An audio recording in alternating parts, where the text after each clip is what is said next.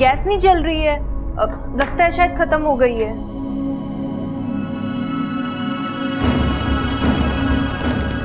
अजीब सी बदबू दीदी आपको आ रही है? ये तो गैस की स्मेल है। लगता है गैस लीक हो रही है।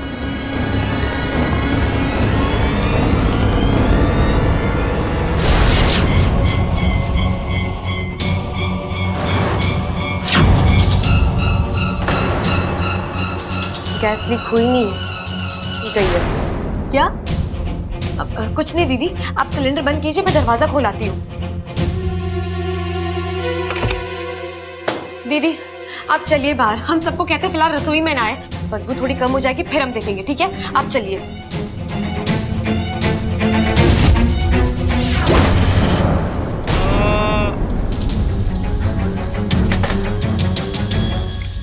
क्या हुआ वाकू, तूने इस तरह दांत क्यों पकड़ा हुआ है?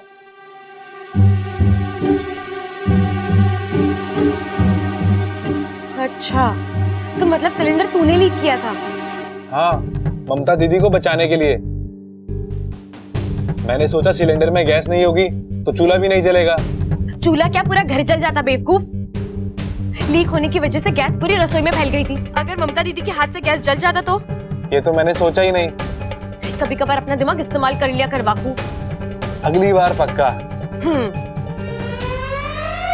अच्छा इच्छा, ये सुबह से जो भी हो रहा है इसकी कुछ वजह?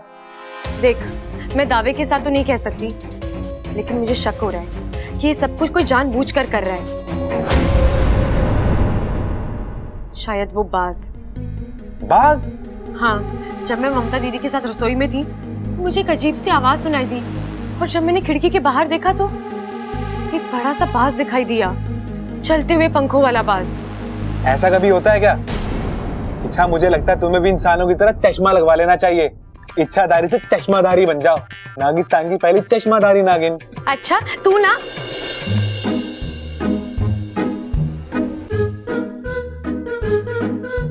हाँ पिताजी, हम दोनों। कैसे हो आप? अच्छा छोड़िए, ये बताइए आप क्या लेंगे? यहाँ पे दूध बहुत ही बढ़िया वाला मिलता है, गाढ़ा मलाई वाला। क्या लाऊं? कुछ भी नहीं चाहिए बेटा, तुझसे मिल ली ना, सारी भूख प्यास मिट गई हमारी। ये इच्छा भी ना कमाल है, कभी आंखों के सामने होती है और अगले पल गायब हो जाती है। दादी जी ने कहा था उसे मेरे साथ रहने के लिए, पता नहीं कहाँ है। शायद अपने कमरे में हो सकती है। अभी हम किसी और काम से यहाँ आए हैं। तू अभी अभी उस बास के बारे में कुछ बोल रही थी ना? आप उसे जानते हैं? अच्छी तरह। वो बास अगवंश है। वो एक इच्छाधारी बास है, ज्वालामुखी पर्वत पर रहता है, बड़ा शक्तिशाली है। अपनी एक फूंक से बड़े बड़े घरों को जलाने की क्षमता रखता है। मगर वो यहाँ क्यों आया है और इस घर पर क्यों हमला कर रहा है? माँ, उसकी इस घर से क्या दुश्मनी है? दुश्मनी इस घर से नहीं, तुझसे है मेरी सपोली। अगवंश विशालगढ़ वालों का जिगरी दोस्त है। अच्छा, तभी वो। अब मुझे सब समझ में आ रहा है। अब ना तुझे सावधान रहना होगा। बाज वैसे भी हमारे दुश्मन होते हैं, और ये तो बिल्कुल भरोसे के लायक ही नहीं है।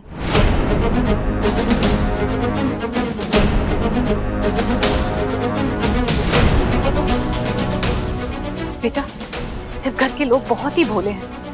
उन्हें तो पता ही नहीं उनके पीठ पीछे इतना बड़ा षड्यंत्र रचा जा रहा है। इसीलिए उनकी जान की जिम्मेदारी अब तुझ पर है। हाँ माँ, मैं इनका ख्याल रखूंगी।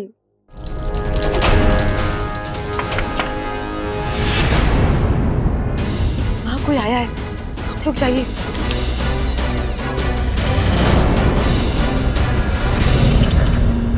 अरे, ये तो सो रही है। इच्छा। हाँ दीदी, तू इस वक्त क्यों सो रही है? तेरी तबीयत तो ठीक है ना? हाँ दीदी, मैं ठीक हूँ, वो बस आंख लग गई इसलिए सो गई थी। आप बताइए ना, कुछ काम है? आज घर में खाना नहीं बनेगा, बाहर से आएगा। माँ जी ने कहा है सबसे पूछ लो कौन क्या खाएगा। अब दीदी, आपको जो ठीक लगता है मंगवा लीजिए, मैं खा लूंगी।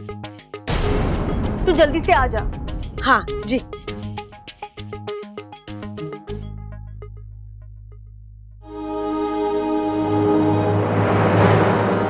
लगता है चले गए। अच्छा हुआ पिताजी ने अगवंश के बारे में बता दिया। अब उसे इस घर से दूर रखने का तरीका ढूंढना ही होगा। गीले काव घी कहाँ है? अच्छा सारा दियों में डाल दिया है। भाई आज बहुत दिनों बाद बाहर का खाना खा रहे हैं। गाना गा रहे हैं? अरे कौन गाना गा रहे हैं? मैंने तो कुछ नहीं सुना। तुझे तो सीधी सादी बातें सुनाई ना देती, गाना क्या खाक सुनाई देगा? अरे भाई पिताजी बाहर के खाने की बात कर रहे हैं।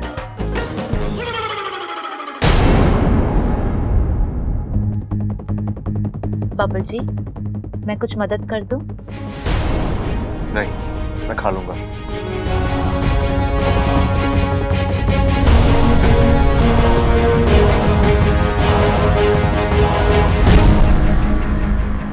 अमृता, यहाँ थोड़ी दाल लग गई है, तुम प्लीज साफ कर दोगे? हाँ, क्यों नहीं।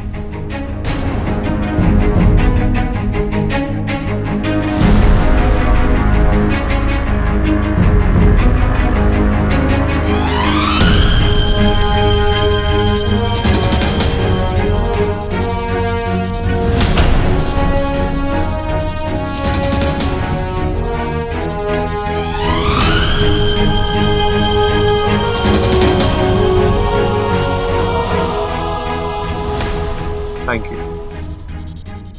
बबल को ऐसा देख के उसका बचपन याद आ रहा है। अरे बचपन? अरे बबल बचपन का कैसे हो गया?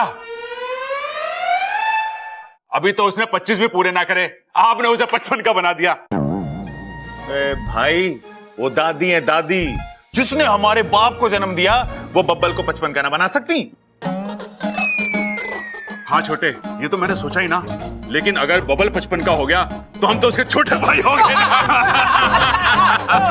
अब दादी से बोल के थोड़ी सी अपनी भी उम्र बढ़वा लेंगे। अरे चुप रहो बाबलो, खाना खाओ। गाना गाओ। अरे दादी फिर से। हे भगवान, गाना गाओ गाना। अच्छा, खाना खाओ खाना।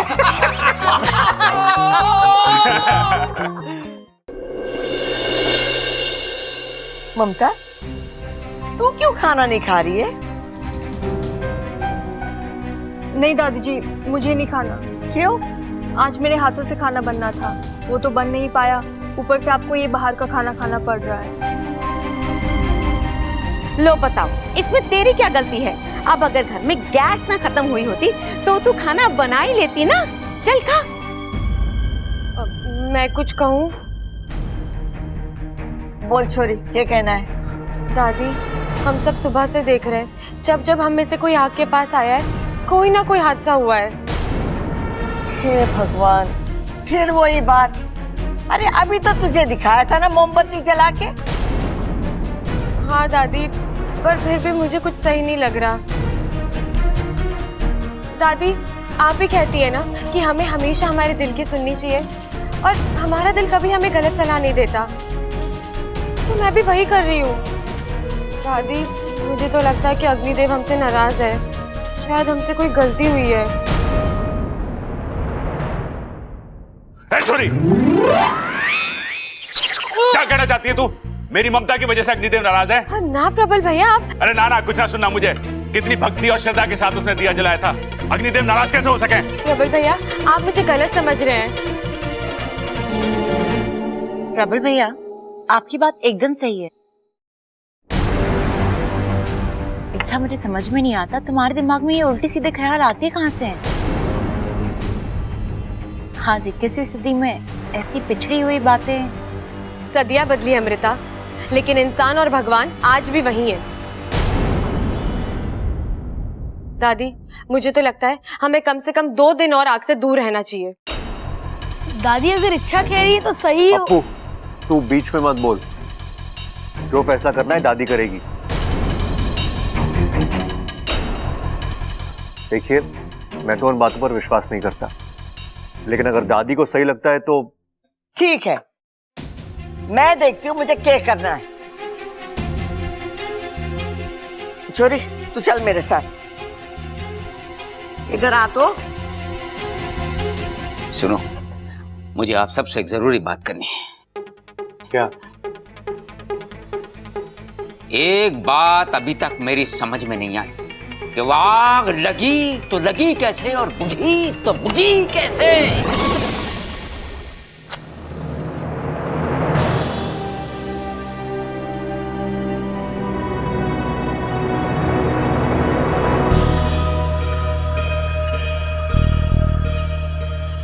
हे अग्नि देवता, आप दयालु हैं, आप करुणा के सागर हैं। आप दिए में हैं, आप चूल्हे में हैं। आपके वजह से हमारे घर में रोशनी हुए। मुझसे या मेरे परिवार वालों से जाने अनजाने में कोई भी भूल हुई हो तो प्रभु उसे क्षमा करना। मैं आपसे वादा करती हूँ कि हर शाम पहले आपके नाम का भोग लगेगा, फिर हम सब खाना खाएंगे।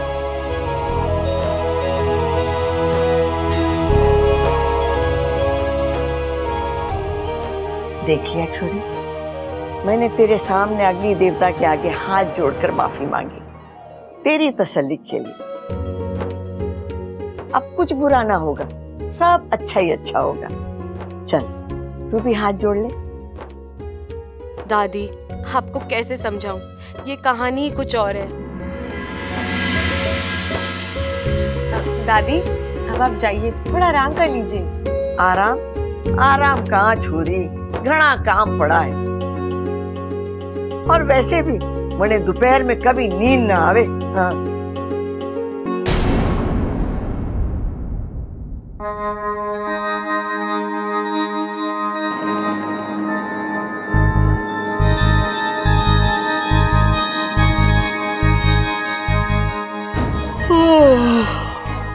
हे भगवान, ये क्या हो रहा है? ये अचानक मुझे इतनी नींद कैसे आ रही है?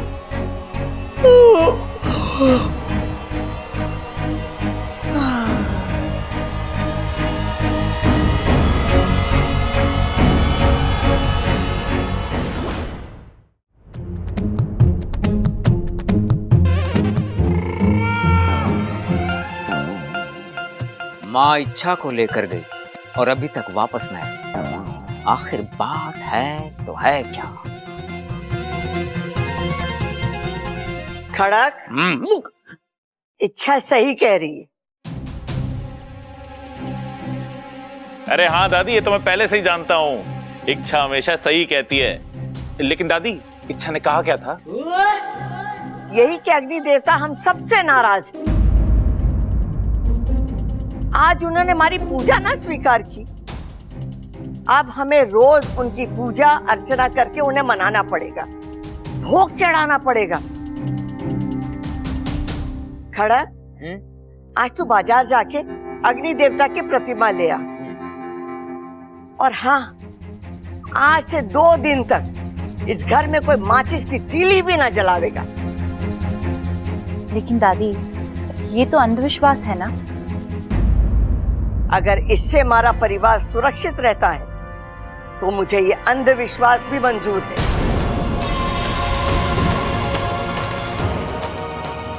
दादी, कोई और तरीका भी तो हो सकता है। जो कह दिया तो कह दिया। हाय हाय अम्मा जी, अगर घर में कोई माचिस की तिल्ली भी ना जलाएगा तो फिर खाना कैसे बनेगा? बाजार से आवेगा और हमारे पास कोई दूसरा चारा भी तो ना है। नारा? अरे नारा ना है तो लगवा देते हैं। बताओ किसके खिलाफ नारा लगवाना है? सबल, जा तू ढोल लेके आ जा। बबल, अप्पू, मेरे साथ बोलो, मुर्दाबाद मुर्दाबाद। चुप है। अरे माँ नारे की ना चारे की बात कर रही है। माँ कह रही है हमारे पास कोई दूसरा चारा ना है। मेरी बात ध्यान से सुनो, जैसा माँ कह रही है बिल्कुल वैसा ही होगा। आज से 2 दिन तक इस घर में आग ना जलेगी। मीटिंग समाप्त। तुम क्या देख रहे हो? अपने अपने काम में लगो, जाओ।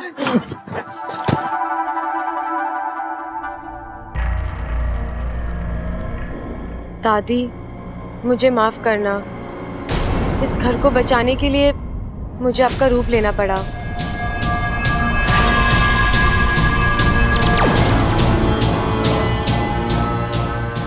मैं जानती थी इच्छा, ये तेरी ही चाल है। एक बार फिर तूने मुझे मात दे दी। कोई बात नहीं। तू मेरे लिए जितने दरवाजे बंद करेगी, मैं उतने ही नए दरवाजे खोलूंगी। अरे ममता, पता ना क्या हो गया दादी को। क्या हुआ दादी को? घोड़े बेच के सो रही है। इतनी आवाज दी, उठने का नाम ही ना ले रही। थक गई होंगी। शादी में इतनी भागा दौड़ी जो हुई है, कभी ना कभी उम्र जवाब दे ही देती है ना। ख्वाब? हाँ हाँ, ख्वाब ही देख रही होगी दादी, तभी तो मेरी आवाज उसके कानों तक पहुंच ना पाई। वैसे ममता, कौन से ख्वाब देख रही होगी वो? अब उन्हें जो ख्वाब देखने हैं देखने दीजिए ना। आप मेरे ख्वाब के बारे में सोचिए ना। अभी अभी मैं हमारे हनीमून के सपने देख रही थी। हनीमून? अरे वो क्या हुआ है? बुद्धू, इतना भी नहीं समझते? शादी के बाद पति पत्नी बाहर घूमने जाते हैं, एक दूसरे को जानने के लिए, समझने के लिए। उलझने? देख, घूमना फिरना तो ठीक है, मेरी तेरे से उलझने की कोई इच्छा ना है।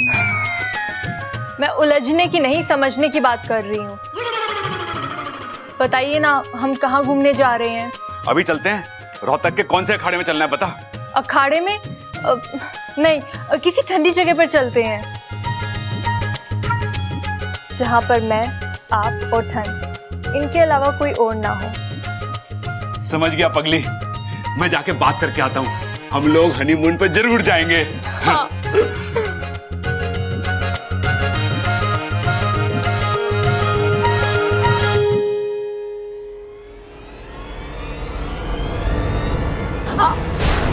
अरे अच्छा, जरा संभल कर। क्या कर रही हो? खाना गिर जाता तो? बेचारे मेरे बब्बल जी भूखे रह जाते। तो क्या है ना, अभी भी उनके हाथ का दर्द ठीक नहीं हुआ है। तो मैंने सोचा कि अपने हाथ से जाके खाना खिला दूं। देखा नहीं था तुमने, टेबल पर ठीक से खाना खा भी नहीं पा रहे थे।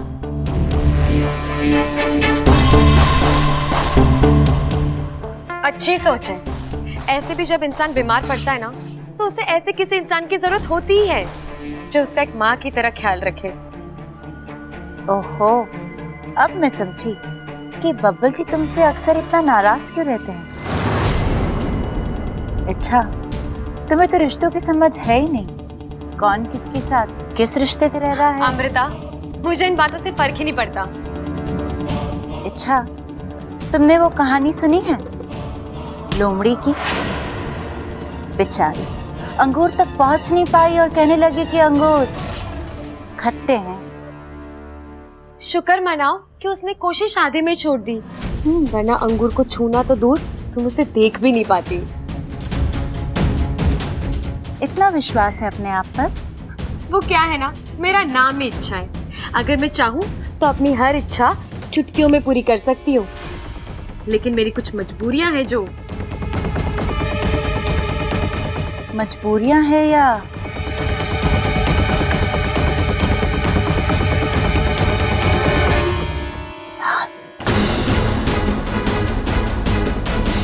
अमृता, ना तो तुम मेरी इतनी अच्छी दोस्त हो और ना ही इतनी अच्छी दुश्मन जो मैं अपनी हर बात तुमसे शेयर करूं। अच्छा, जब तुम ऐसे बात करती हो ना, तो मेरा शक और गहरा हो जाता है। कैसा शक? यही,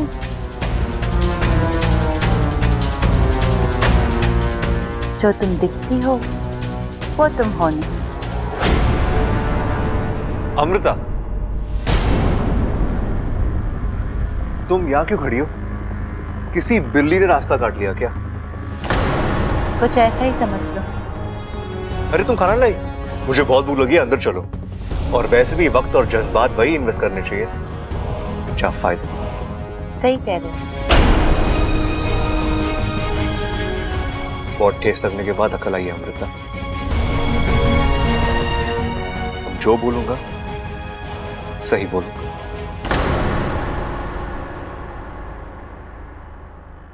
हाय हाय बब्बल बेटा, मेरा एक काम करेगा? जी माँ। ये ले बल्ब, जाके मेरे कमरे में लगा दे। मेरे कमरे का तो बल्ब फ्यूज हो गया है। जी माँ, मैं लगा दूंगा। जी माँ, मैं लगा दूंगा नहीं, अभी चल और बल्ब लगा। वो क्या है ना बेटा, आजकल दिन छोटे हो गए हैं और अंधेरा भी जल्दी हो जाता है। ऐसे में बगैर लाइट के चलना फिरना बहुत मुश्किल हो जाता है। कहीं मैं गिर पड़ गई तो फिर तुम सारे घर में मोमबत्तियां जलाते फिरना। बताओ, चल मेरे साथ। इस पहलवान परिवार को अपने हाथों अपनी ही कब्र खुदवाने का शौक है। क्या जबरदस्त विकल्प दिया है चंचल आंटी ने। पहले दिए जलेंगे और फिर ये घर चलेगा।